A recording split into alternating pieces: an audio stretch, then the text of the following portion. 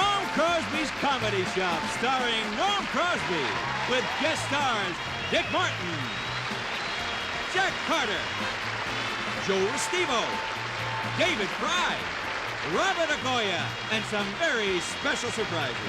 And now, here he is, Norm's best friend, Dick Martin.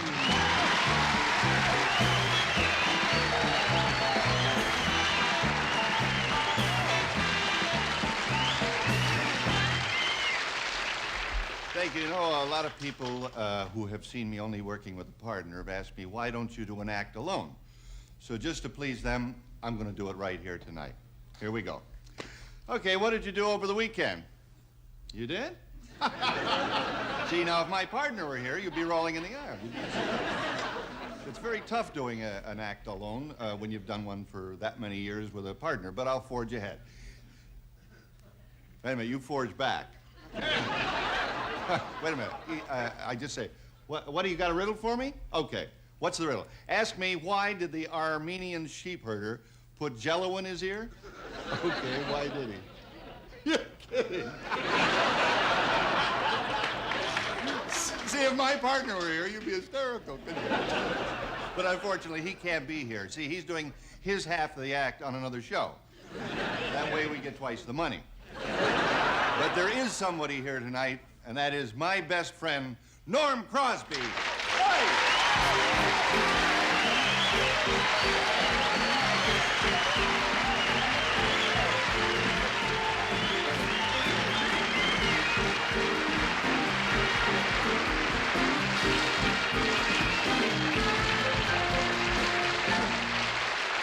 Thank you.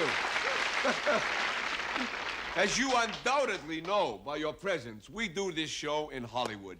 And there is something exciting about being here in Hollywood. I mean, there is more legend, there is more myth and talk around this town and about this town than any place else in the whole world. That's the truth.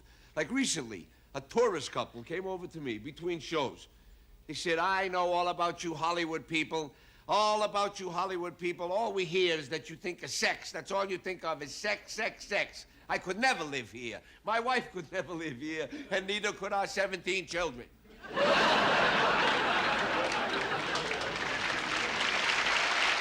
That's silly. And you know it, most of you know it because you are in residual here. The real Hollywood is nothing like what people say about it. Take those Hollywood parties. Let me tell you something. I go to those parties. Every Hollywood party I've ever been to has been the same thing. Everybody arrives, and they all sit around, and they all talk business. Then they sit around some more. Then they have dinner. Then around 10 o'clock, everybody gets dressed, and they all go home. That's the truth. And you know, the images that people have about movie stars is nothing like what they really are. You know that. Take Burt Reynolds, right? He's supposed to be, a lady said she'd take him. Would you call Burt? Call him, Perry, and tell him a lady's waiting for him. God bless you, but the truth, his image, right? Hell on wheels, macho, wacko. Would you believe that Burt Reynolds does his own supermarket shopping? Would you believe that? I see him every Saturday in the supermarket. He buys the same stuff as everybody else. He waits in line like everybody else. He goes up and down the aisles like everybody else. So he's riding a motorcycle. So what? Another thing you keep hearing about Hollywood is that our cultural tastes are very and negative. And that's not true. Here in Hollywood, our tastes are acute. That's the truth. I want to... No, I mean that. They say that our tastes are cheap and trashy and, you know, not high class. Just recently, and I say this very proudly, at the Hollywood Bowl, we had the most prestigious production of Richard III by William Shakespeare. And we loved it. Especially the car chase and the gunfight and the disco. But to me personally, the most irritating and aggravating thing that you hear about Hollywood is that all of the comedians, somebody made up a legend that all of the comedians down deep are tragic and sad figures, and I don't understand why they say that. Why do People say that about us. We perform and we try very hard. We'll be right back. Thank you.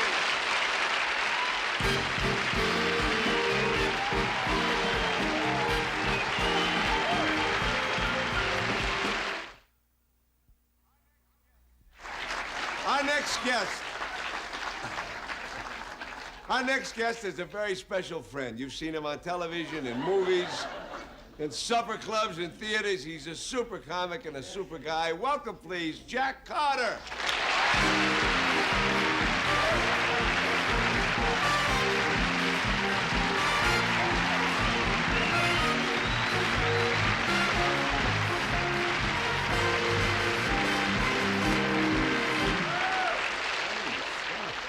I was in the mood and everything. I was getting funky and chicken and disco mydelic. I'm so thrilled to be here. I got a car. Who needs gas? Isn't that awful? Look, years ago, Herbert Hoover said it, but finally it came true. There's a car in every garage. Yeah? And I waited an hour and a half just now in a line like an idiot. And I got there and the guy says, "Are you odd?" I said, "Yes." So he kissed me and gave me 10 gallons. I think he was Ethel. I'm not sure. I met the press. I entertained at the White House Photographers Ball about 2 years ago. And after the show, he came over to see. And in person, he's breathtaking. He got that yellow hair and them cheeks and that little freckle and that nose. Damn, he looked like Howdy Doody. I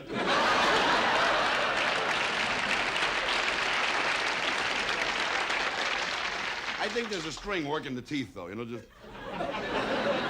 And he always smiles at the wrong time. You ever notice we're going to have war? What do you think of birth control? Everybody would stand up. We wouldn't have to worry about birth control.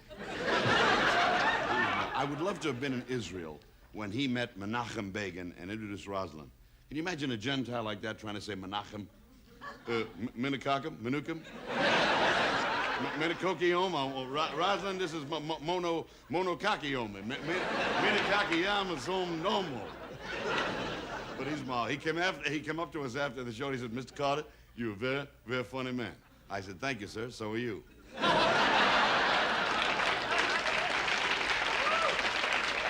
I don't know why everybody is so angry at him. I mean, he hasn't done anything. And when you think about it, he's really trying. I mean, it isn't easy, you know, for a man to go on living off his brother's popularity, right?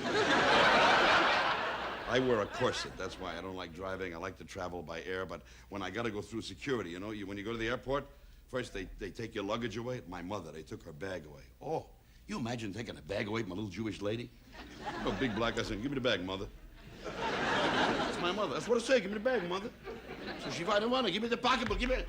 She wouldn't give it up. They took her in the bag, put her in the belt, and they shot her right through the car. But I have this surgical corset because I have a bad back. I have a dislocated disc, and I wear this corset, and it's got steel stays. So the minute I walk through that door, you know, my shorts light up. Now I gotta go back. I give them the ring, the watch, jewelry. So I always have to give it a little zippy down and show them my little corset, you know, and they always go... "Hey, buddy, how long you wearing that?" And they always say, "Ever since my wife found it in my glove compartment." That's it. Thank you. Enjoy.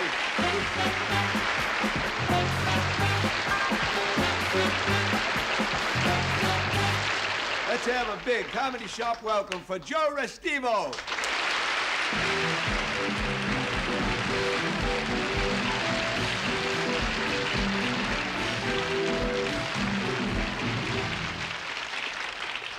How you doing? You having a good time? Yeah. Good. I hope you do, because I've been having kind of a bad day. This morning, I dropped a whole bottle of vitamin E down my toilet. Now I can't get the seat to go down.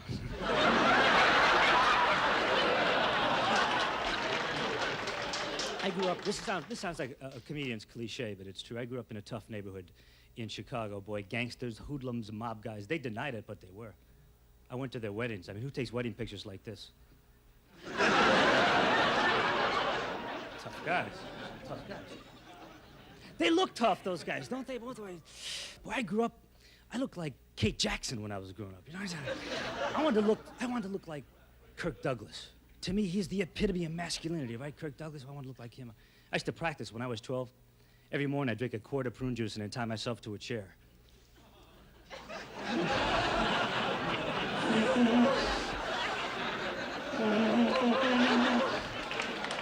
really wore off.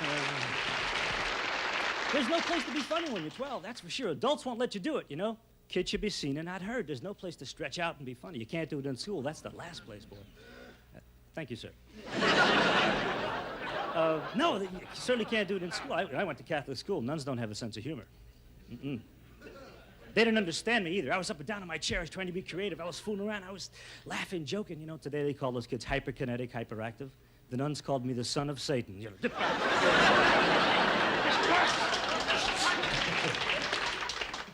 And I was kind of a bad kid, you know. I was punished all the time. And sometimes I deserved it. There was this one nun I used to pick on, you know. She had a hearing aid. And she'd ask me a question, and I'd say...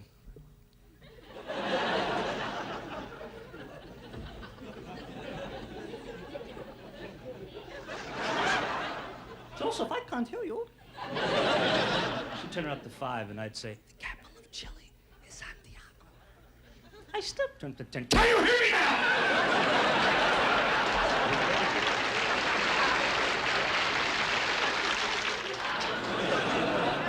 Scraped a little piece of habit off the ceiling, you know. Like... Did you have that special class in your school where the bad kids went? The unteachable students, the unmanageable students, that little leper colony for 12-year-olds in the 6th grade? I spent 8 years there. Taught by the meanest, toughest nun, Sister Teresa, alias Terry the Torpedo. She had a little cross filled with mace. She used to make me eat paste. I was scared, but I had to try to be tough, you know? Hey, not bad, sister. You got some chips with this dip or what? The weirdest thing when you're 12, the scariest thing when you're 12 is having to go to the principal's office. That's like a 1930s prison movie like Walking the Last Mile. Hey, Joey, where you going?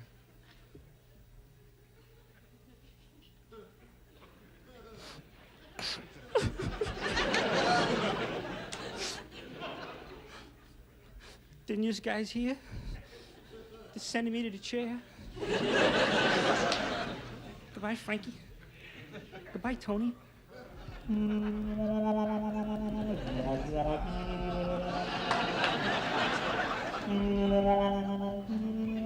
Goodbye, old Jim. Goodbye, Master Joe.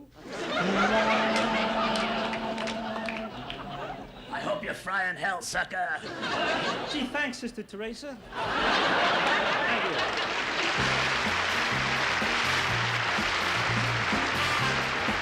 Stay tuned for more of The Comedy Shop. Here's a very, very clever guy, a very unique talent. Welcome, please, the wonderful David Frye.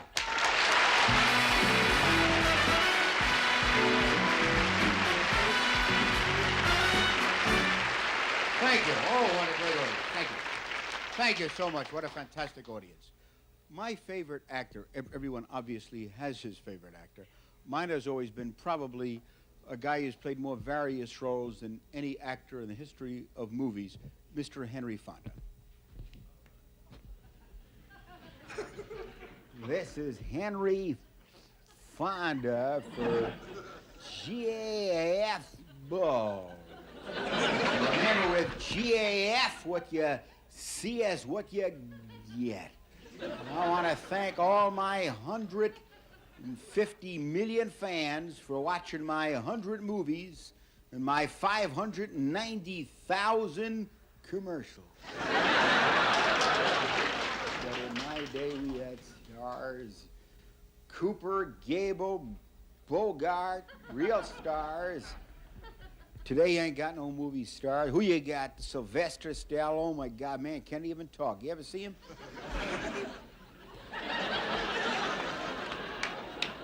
What do you mean I can't talk? What do you mean? What do you mean I can't talk? I mean, I can not only talk, man. I can move my arm and my leg. You know what I mean? They just can't do it all at the same time. But in my day, we had stars. God, I don't know anyone better than Gregory Peck. Remember him in Gentleman's Agreement? That was one of a kind, Gregory Peck.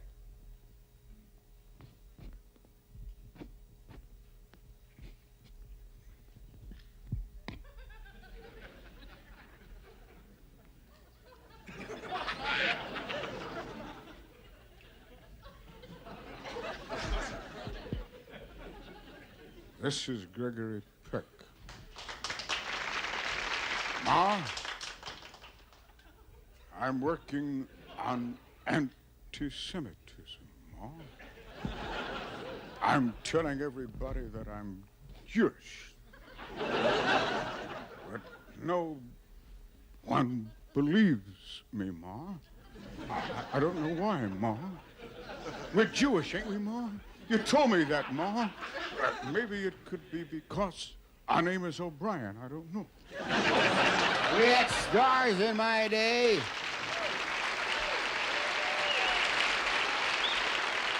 Remember, probably the most memorable performance in the history of movies may have been George C. Scott. That's Patton, George C. Scott.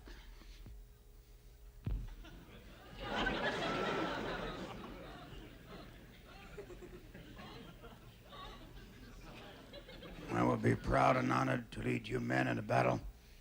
Any day, any time, any place. We have the finest men. We have the finest equipment and the finest Tupperware that money can buy. Thank you.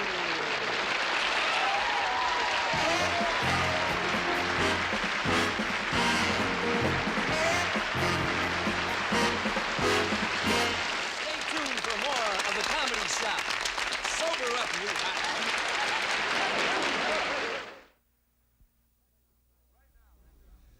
Right now, it's that special time in our show where a super surprise mystery guest comes through the door to introduce our next comic. Tommy Lasorda!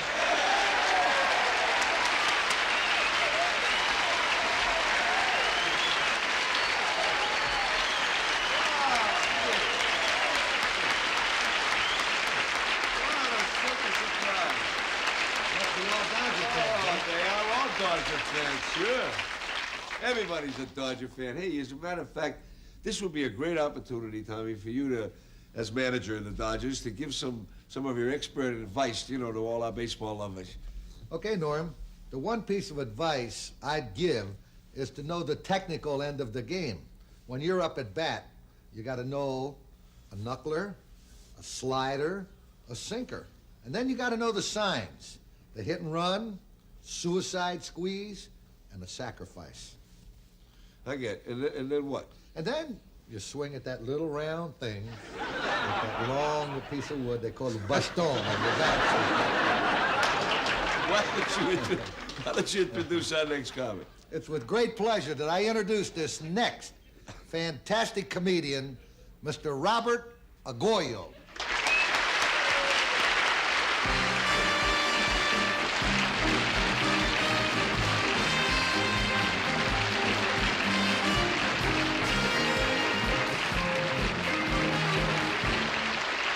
I feel good. I feel up. I want to share this with you.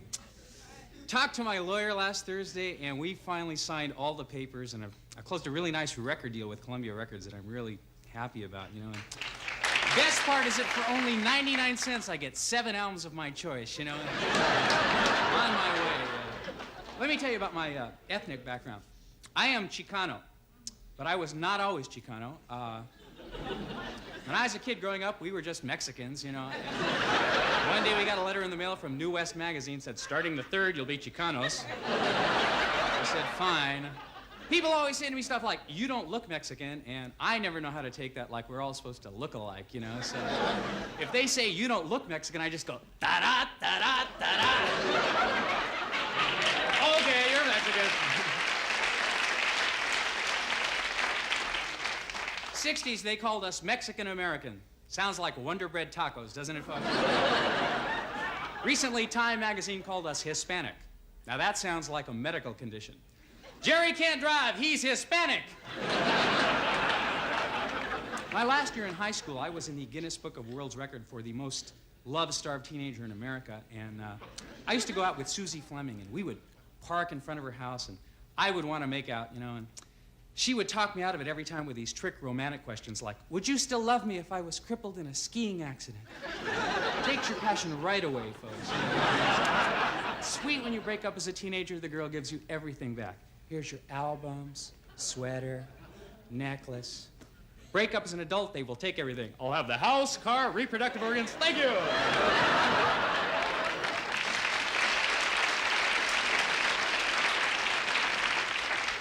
So lately I have been dating this one lady. She's really nice, but very insecure. You know, every time I leave her, she wants a $50 security deposit. And well, we were getting, we had a couple of drinks one time, you know, and kind of getting out of it. And she said, darling, I know when we make mad, passionate love, you fantasize and think of somebody else. Well, I fantasize and I think of somebody else. You tell me who you were thinking of, and I'll tell you who I was thinking of. So we had a couple drinks. I said, okay. She said, okay, we are making passionate love. I was thinking of Barry Manilow. I said, far out, so was I. Thank